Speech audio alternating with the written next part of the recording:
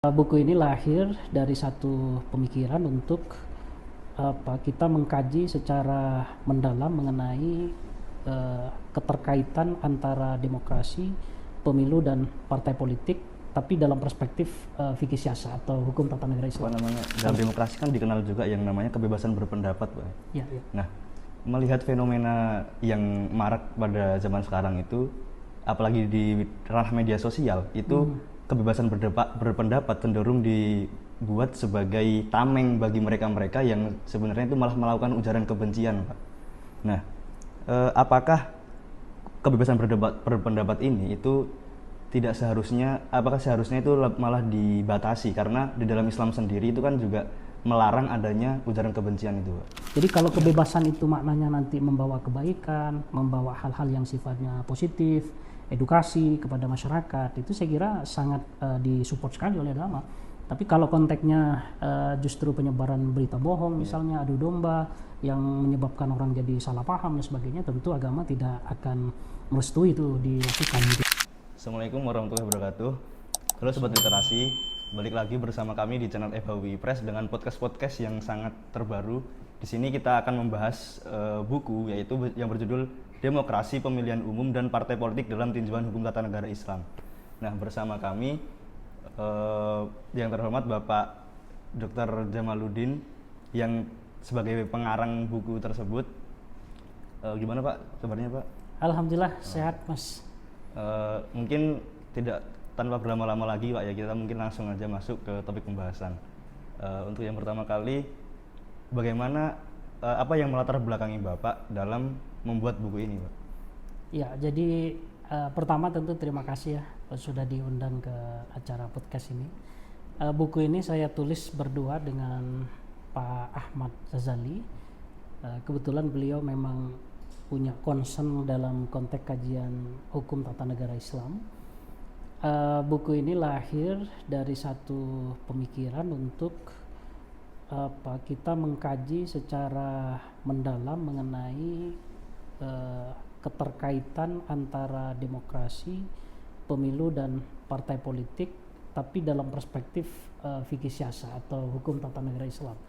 Kalau dalam pelajaran hukum tata negara umum kan sudah terbiasa ya dibahas soal demokrasi, pemilu dan partai politik.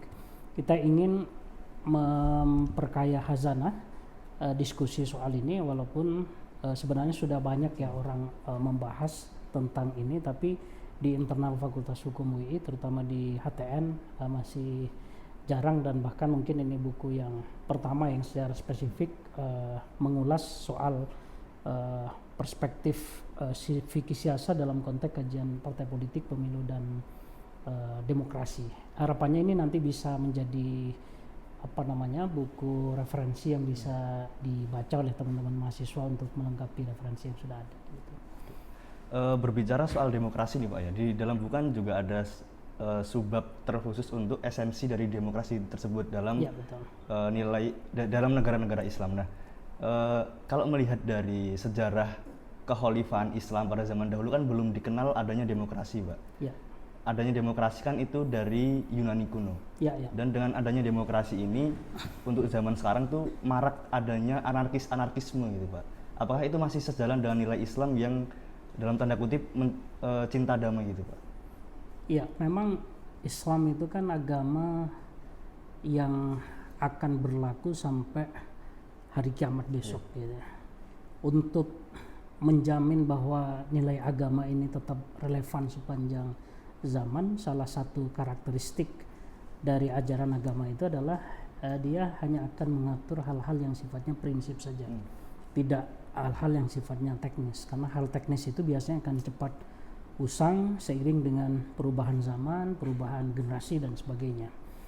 Nah, sehingga kalau tadi pertanyaannya adalah apakah Islam ini terlambat menawarkan konsep demokrasi, karena dalam berbagai literatur dikatakan ini pertama kali dikenal di Yunani. Sebenarnya tidak juga gitu ya, karena ada satu prinsip dalam konsep ketatanegaraan Islam itu, yaitu berkaitan dengan kewajiban untuk memusyawarahkan terkait dengan hal-hal yang berkaitan dengan kepentingan masyarakat secara luas. Jadi kalau kita bicara esensi dari demokrasi itu kan sebenarnya adalah bagaimana isu publik itu bisa terjadi secara partisipatoris gitu ya, secara deliberatif. Dan musyawarah sendiri kan sebenarnya substansinya ke sana. Jadi tidak boleh ada monopoli, apalagi hanya ditentukan oleh satu orang tunggal untuk konteks-konteks pengambilan keputusan penting terkait dengan kepentingan masyarakat luas gitu. Sehingga musyawarah itu sebenarnya ya demokrasi itu sendiri, walaupun tentu ada bedanya ya, nanti ada karakteristik yang musyawarah ini tidak bisa sepenuhnya bisa kita samakan dengan demokrasi gitu. Mungkin secara konsep utuh dari demokrasi mungkin pada zaman Khalifan belum ada, cuma secara prinsip itu sudah ada Pak ya? Iya, kalau dalam konteks kajian hukum tata negara umum kan juga sebenarnya sama ya. Misalnya kita mengkaji sistem pemerintahan yang dulu dijelaskan oleh Plato, misalnya Aristoteles, mereka menganggap demokrasi itu bukan sesuatu yang ideal sebenarnya ya. Kalau perspektifnya Plato itu yang ideal kan aristokrasi, timokrasi, oligarki, baru kemudian demokrasi, tirani. Jadi dia konsep pemerintahan terburuk nomor 2 sebelum tirani gitu ya. Karena itu kenapa demokrasi atau musyawarah? Kalau konteksnya musyawarah sebenarnya sudah dilakukan sejak era Nabi gitu ya. Jadi banyak praktek-praktek ketatanegaraan terutama yang tidak menyangkut urusan keagamaan atau hukum yang sudah ditetapkan secara pasti oleh Allah Subhanahu wa taala, itu dalam konteks kemasyarakatan ya biasa Nabi untuk mengajak sahabatnya untuk bermusyawarah. Misalnya soal bagaimana memperlakukan tawanan perang misalnya gitu ya. Dan itu dilanjutkan oleh sahabat-sahabat beliau gitu ya. Jadi kita tahu walaupun konsep pemerintahannya adalah khilafah yang menurut pemahaman masyarakat pada umumnya mungkin cenderung ini konsep yang lebih mendekati ke kerajaan gitu, tapi sebenarnya enggak juga gitu ya. Praktek-praktek musyawarah, pelibatan partisipasi masyarakat, sahabat untuk berdialog soal isu-isu kenegaraan sudah dilakukan gitu ya. Oke, selanjutnya terkait dalam demokrasi kan dikenal juga yang namanya kebebasan berpendapat, Pak. Ya. Nah, melihat fenomena yang marak pada zaman sekarang itu, apalagi di ranah media sosial, itu kebebasan berpendapat cenderung dibuat sebagai tameng bagi mereka-mereka yang sebenarnya itu malah melakukan ujaran kebencian, Pak. Nah, apakah kebebasan berpendapat ini itu apakah seharusnya itu malah dibatasi, karena di dalam Islam sendiri itu kan juga melarang adanya ujaran kebencian itu, Pak? Ya, kalau Islam kan ajarannya sederhana saja. Kalau boleh diringkaskan amar ma'ruf nahi munkar gitu. Intinya agama ini mendorong umatnya untuk selalu berbuat kebaikan dan mencegah hal-hal yang sifatnya mungkar. Itu kan prinsip umum. Nah, prinsip umum ini kan bisa kita turunkan dalam banyak aspek dalam kehidupan kita, termasuk salah satunya bagaimana konsep dan mekanisme kita menyampaikan kebebasan berpendapat itu gitu. Jadi kalau kebebasan itu maknanya nanti membawa kebaikan, membawa hal-hal yang sifatnya positif, edukasi kepada masyarakat, itu saya kira sangat disupport sekali oleh agama. Tapi kalau konteksnya justru penyebaran berita bohong misalnya, adu domba yang menyebabkan orang jadi salah paham dan sebagainya, tentu agama tidak akan merestui itu dilakukan gitu. Jadi batasannya ya kalau dalam perspektif agama itu ya kemudaratan dan kemanfaatan itu. Jadi kalau itu sesuatu yang manfaat tentu silahkan saja. Nah, masalahnya yang bisa menentukan mudarat dan manfaat ini kan tidak bisa secara strict misalnya oleh negara dengan cara dilarang misalnya gitu ya. Tapi ini akan kembali kepada masing-masing individu. Jadi makanya agama kita ini sangat menekankan pada kualitas individu. Jadi kalau kita sebagai individu itu sudah baik, maka ya apapun yang kita lakukan termasuk dalam konteks pelaksanaan kebebasan berpendapat itu juga akan sesuatu yang baik begitu ya. Iya Pak, karena melihat dari keadaan sekarang, apalagi untuk saat ini Indonesia dalam keadaan terdapat bencana dan lain sebagainya, itu kan kebebasan berpendapat ini kan menjadi suatu narasi yang banyak dipakai oleh masyarakat gitu loh Pak. Ya. Untuk melakukan ujaran kebencian, bahkan sampai memberikan berita-berita hoaks di media sosial, karena kembali lagi masyarakat ini cenderung lebih suka berita-berita yang itu lebih menyudutkan pemerintah gitu Pak. Iya, sebenarnya kalau konteksnya adalah menyudutkan pemerintah, itu ya di satu sisi mungkin itu berbahaya ya kalau terlalu over, apalagi tidak sesuai fakta. Iya. Tapi di sisi yang lain juga penting, karena kadangkala justru pemerintah ini tidak mau mendengar terhadap apa yang disampaikan oleh rakyat. Justru apa yang diinformasikan oleh masyarakat, terutama hal-hal yang sifatnya fakta ya, bukan hoax, itu menjadi penting untuk menjadi masukan bagi pemerintahan. Dan bahkan seringkali dalam banyak hal ketika pemerintah belum hadir, masyarakat sipil, masyarakat secara umum sudah bisa hadir untuk menangani hal-hal yang sifatnya kedaruratan tadi. Tentu kita tidak ingin mendikotomi antara peran pemerintah dan masyarakat ya, dua-duanya punya peran yang harus disinergikan.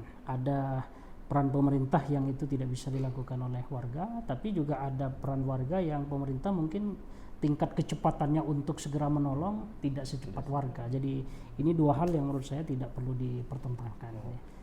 Terkait dengan dinamika soal sebagian memanfaatkan momen ini untuk ujaran kebencian, untuk menfitnah, saya kira ini mungkin sudah sunnatullah gitu, dalam makna ya memang dunia itu ada orang yang jenis begitu, ada orang yang baik, ya tentu bagi kita bagaimana berusaha agar ya tadi, kalau tuntunan agama kan kalau kita tidak bisa berbuat baik secara aktif, memberi manfaat kepada orang, seminimal-minimalnya keburukan kita tidak menimpa orang lain, kan itu konsep agama. Kita bicara terkait itu Pak, golput. Nah di dalam buku ini kan dibicarakan terkait golput nih Pak. Iya. Yang saya baca ada 3 golongan golput, salah satunya ada golput kritis. Iya. Golput kritis itu karena muncul karena tingkat ketidakpercayaan masyarakat terhadap partai itu semakin banyak itu Pak, semakin besar. Nah, kalau konteksnya kita disuruh untuk memilih pemimpin yang amanah, itu apakah golput kritis itu diperbolehkan Pak? Dalam konteks kebebasan tentu itu sah-sah saja begitu ya. Dan dalam hal tertentu bahkan mungkin sampai pada level perlu, tapi bahkan mungkin dalam konteks tertentu malah tidak boleh ya. Misalnya begini, ketika orang-orang kritis, orang-orang yang bisa memilih dan memilah calon-calon yang terbaik gitu ya, dia punya kemampuan itu, lalu memutuskan untuk tidak memilih karena kecewa dengan sistem, bisa jadi nanti akhirnya justru yang memilih ini orang-orang yang tidak jelas gitu ya, dalam makna dia memperjualbelikan suara, money politik dan sebagainya. Nah, ketika yang pemilih terbesarnya adalah jenis ini, itu kan juga berbahaya bagi demokrasi gitu ya. Tapi bisa juga golput yang kritis ini dibutuhkan untuk edukasi kepada masyarakat gitu ya.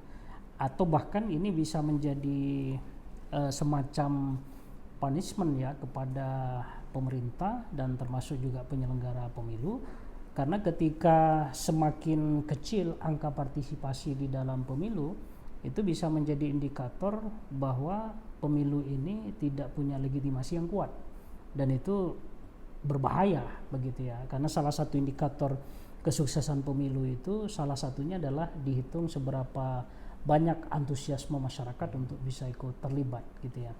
Nah, karena itu bagi saya ya biarlah masyarakat ini berbagi peran lah, gitu ya. Ada yang aktif memilih dengan pilihan-pilihan yang rasional, ada yang mungkin memilih jalur golput, tapi juga secara kritis, bukan golput karena apatis begitu ya. Karena masing-masing ini memang harus ada yang berperan, karena kalau semuanya memilih, saya khawatir nanti pemerintah dan penyelenggara pemilu menganggap demokrasi kita ini baik-baik saja gitu ya, padahal sebenarnya tidak begitu. Tapi kalau semuanya ikut golput protes juga susah gitu. Jadi intinya keberimbangan lah, kira-kira begitu. Selanjutnya merujuk terkait ketidakpercayaan masyarakat terhadap partai politik ini Pak ya. Masalahnya di Indonesia sekarang partai politik itu semakin semakin tahun itu semakin banyak partai-partai politik baru. Sebagaimana yang telah disebutkan di dalam buku, partai politik semakin banyak itu malah menjadi semakin berpotensi untuk memecah belah bangsa, Pak. Ya, ya. Apakah partai politik ini untuk zaman sekarang apakah tidak malah menghilangkan esensinya secara hakikat untuk menampung suara-suara masyarakat? Karena kalau yang kita tahu partai politik ini itu malah membawa kepentingannya sendiri, bukan kepentingan masyarakat itu, Pak. Iya, jadi memang kita tidak bisa memastikan 100% ya apa yang kita usahakan dengan niat yang baik itu pada akhirnya juga akan melahirkan kebaikan. Yang bisa kita lakukan kan adalah ikhtiar ya. Partai politik ini memang dalam sejarahnya dia kan mengalami pasang surut ya. Awalnya organisasi ini dianggap sebagai organisasi yang buruk karena tadi dia hanya bicara soal kepentingan golongan, tidak bicara kepentingan bangsa secara luas. Karena itu dulu banyak negara-negara demokrasi awal itu tidak menerima kehadiran partai, gitu ya. Jadi seperti Amerika misalnya kita tahu di dalam konstitusinya nggak ngatur dia soal partai karena para pendiri Amerika itu dulu punya satu pandangan kalau partai itu ya buruk, gitu ya. Tapi dalam perkembangannya seiring dengan dinamika zaman, sesuatu yang dianggap buruk ini tiba-tiba diperlukan dan menjadi satu keharusan untuk membangun demokrasi, sehingga sekarang hampir semua ahli bersepakat tidak mungkin membangun demokrasi tanpa kehadiran partai politik, gitu ya. Nah, bagaimana dengan fenomena sebagian dari partai itu tidak amanah misalnya ya, atau hanya bicara kepentingan pribadi dan sebagainya. Apakah ini akan kita tinggalkan sama sekali atau kita perbaiki? Ya tentu pilihannya kalau boleh dipilih ya diperbaiki, bukan kemudian dihilangkan. Sebab ketika secara konsep dan teori demokrasi itu tidak mungkin tumbuh kecuali ada partai, maka kalau kita masih bersepakat dengan sistem demokrasi, ya mau tidak mau partai ini harus kita terima sebagai satu mekanisme yang melekat kepada sistem ini, gitu ya. Jadi jangan sampai seperti Orde Baru dulu, saking bencinya kita terhadap partai politik, akhirnya dibuatlah berbagai kebijakan, ya salah satunya fusi partai yang awalnya semarak, beragam, dipaksa menjadi 2 plus 1 utusan golongan, akhirnya demokrasi jadi macet bahkan mati, gitu ya. Kalau kita bicara konteks terkait adanya pemecah belah karena partai, apa tidak sebaiknya itu malah dipersempit lagi, Pak, seperti Orde Baru?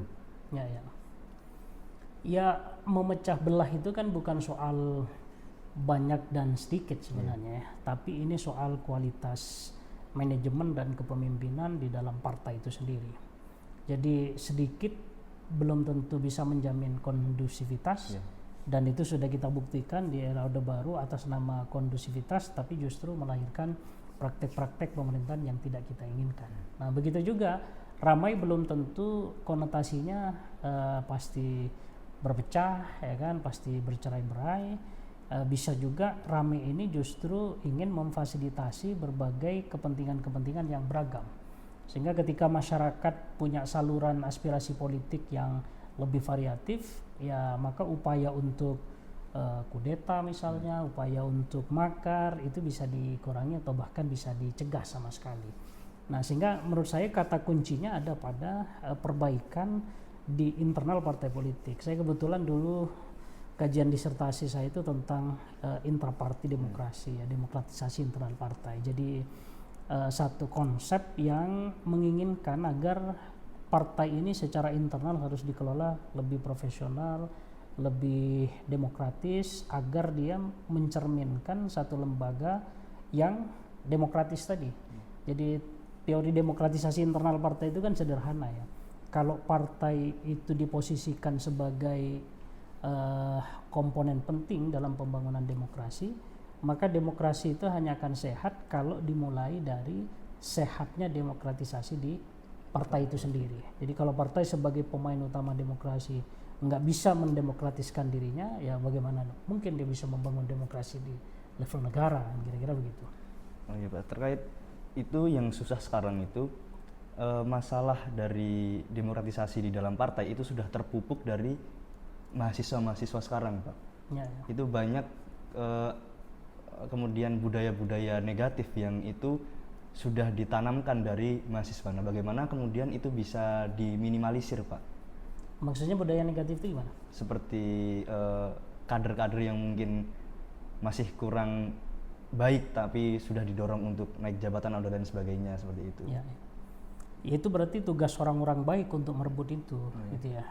Kadang kan kita punya perspektif yang bukan keliru, tapi mungkin perlu dihitung dampaknya juga. Misalnya orang sering ngomong bahwa politik itu busuk ya, politik itu menghalalkan segala cara, politik itu dunia hitam lah, kira-kira begitu. Segala hal bisa dilakukan. Karenanya sebagian orang menganggap kalau orang baik ya jangan mendekat ke situ, gitu ya, karena nanti bisa terkontaminasi. Tapi logika itu bisa dibalik.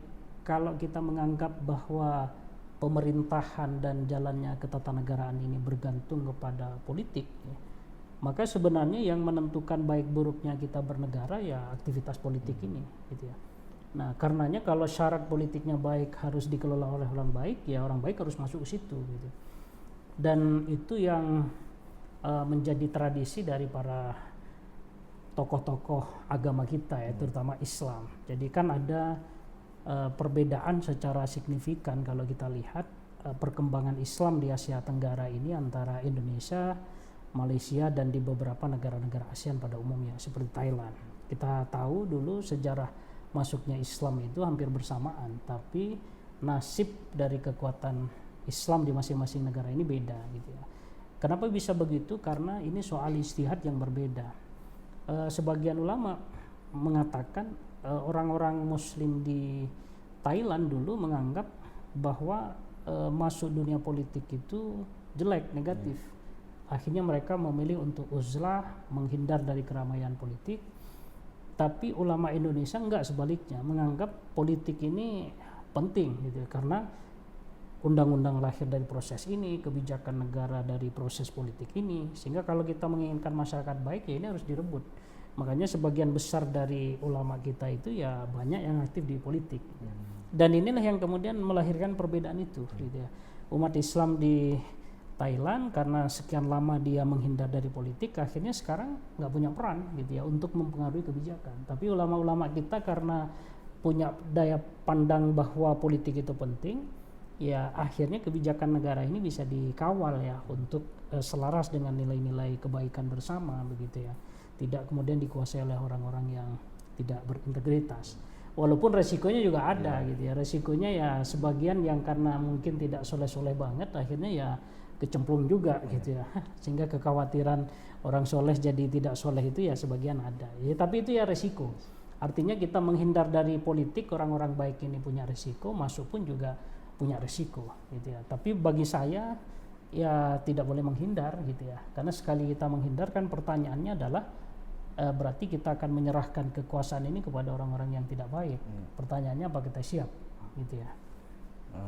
Baik Pak, terakhir Pak ya, mungkin untuk closing statement itu boleh Bapak memberikan edukasi kepada teman-teman mahasiswa, teman-teman aktivis agar bisa mengawal demokrasi kita ini di koridor yang benar, Pak. Iya, kalau dalam perspektif agama ya, dan termasuk perspektif para pendiri negara kita, saya sering menyampaikan ini di kelas. Dulu Undang-Undang Dasar 45 itu disusun dalam waktu yang sangat singkat, karena memang kondisinya yang serba darurat ya, masih dalam kondisi peperangan, tidak sempurna. Tapi di dalam penjelasan itu para pendiri negara memberi penegasan bahwa yang terpenting dari semuanya itu, kata beliau-beliau itu adalah semangat para penyelenggara negaranya. Jadi nggak ada gunanya kita punya konstitusi yang rigid, ya kan, yang ideal, yang baik, tapi kalau ini dikawal oleh penyelenggaraan yang tidak baik. Tapi kalau konstitusinya belum sempurna, belum baik, asalkan penyelenggaranya baik, maka yang tidak sempurna ini nanti akan bisa baik. Nah, karena itu saya berpesan kepada kawan-kawan mahasiswa, perbaikilah kualitas diri kita, ya kan, integritas kita dalam segala hal, dalam konteks intelektualitas, integritas, spiritualitas kita. Saatnya nanti kita berperan dimanapun, entah itu di dunia akademik, di dunia politik, LSM dan sebagainya. Sepanjang kita sebagai pribadi ini sudah baik, insya Allah kita akan punya dampak atau memberikan manfaat yang baik kepada masyarakat secara luas. Baik. Terima kasih banyak atas waktunya, Pak. Ya, sama-sama. Mungkin untuk teman-teman mahasiswa yang berminat membeli buku dari Pak Jamal ini, langsung bisa hubungi nomor di deskripsi YouTube yang kami terakan nanti. Sekian dari kami. Wassalamualaikum warahmatullahi wabarakatuh. Waalaikumsalam. Terima kasih banyak. Terima kasih, Mas.